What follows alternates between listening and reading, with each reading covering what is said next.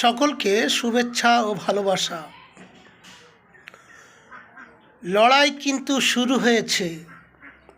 চারিদিকে বহু জায়গায় দেখছি বিএলওরা ইস্তফা দিচ্ছে, অনেক জায়গায় রাস্তায় নেমে লোকে আন্দোলন করছে, সাধারণ জনগণ তারা পথে নেমেছে এসআইআরের বিরুদ্ধে। এসআইআরের যে অন্যায়ভাবে মানুষের ভোটাধিকার থেকে বঞ্চিত করার ষড়যন্ত্র বিজেপি সরকার নির্বাচন কমিশনারের হাত দিয়ে করানোর চেষ্টা করছে। বিশেষ করে বাংলার বিজেপি নেতারা যেভাবে রোহিঙ্গা করে দাপাদাপি করেছিল, কিন্তু রোহিঙ্গা একটাও খুঁজে পাওয়া যায়নি বাংলায়। তাই ষড়যন্ত্র করে মুসলিমদের নাম বাদ দেওয়ার একটা চক্রান্ত করছে। দেখে দেখে মুসলিম এলাকাগুলোতে নোটিশ পাঠানো হচ্ছে। এসআইআর তো খালি একটা বাহানা, মুসলমান ভোটারদের নাম বাদ দেওয়া, এটাই টার্গেট। বিজেপি কোনো মতেই বাংলা দখল করতে পারছে না।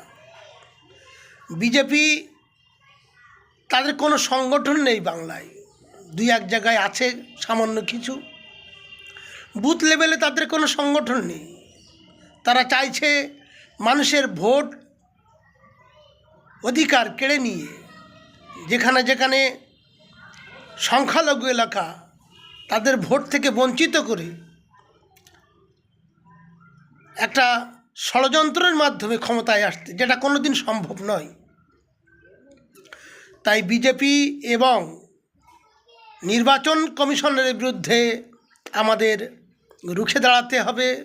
যে আন্দোলন শুরু হয়েছে বাংলায়, সেই আন্দোলন আমি চাই শান্তিপূর্ণভাবে হোক এবং সংবিধানকে সামনে রেখে হোক।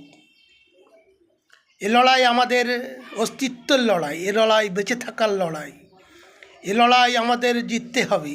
তাই ঐক্যবদ্ধভাবে সমস্ত বাঙালি জাতিকে এই লড়াই, এই সংগ্রামের মাধ্যমে আমাদের অধিকার সুনিশ্চিত করতে হবে।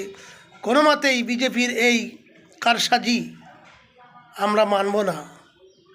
আর সমস্ত দেশে যেভাবে বাঙালিদের ওপরে অত্যাচার চলছে, তার বিরুদ্ধে আমাদের লড়াই করতে হবে। লড়াই ছাড়া বেঁচে থাকার আর কোনো রাস্তা নেই। যেভাবে একের পর এক বিজেপি শাসিত রাজ্যগুলিতে বাঙালিদের ওপরে অত্যাচার, হত্যা, খুন, রাহাজানি চলছে, তার বিরুদ্ধে যদি রুখে না দাঁড়াই, আগামী ভবিষ্যৎ প্রজন্ম কিন্তু আমাদের ক্ষমা করবে না। তাই সমস্ত এলাকাভিত্তিক সংগ্রাম করুন, আন্দোলন করুন, সকল জাতিকে ঐক্যবদ্ধ করার চেষ্টা করুন। বিশেষ করে সংখ্যালঘু সম্প্রদায়দের উপরে যে অত্যাচার চলছে, মুসলমানদের উপরে যে অত্যাচার চলছে, তার বিরুদ্ধে সুবুদ্ধি সম্পন্ন সমস্ত বাঙালি জাতির কাছে অনুরোধ, আপনারা ঐক্যবদ্ধভাবে যে যেমনভাবে পারেন লড়াই করুন। লড়াই ছাড়া আমাদের বিজয় সম্ভব নয়। জয় হিন্দ, জয় বাংলা।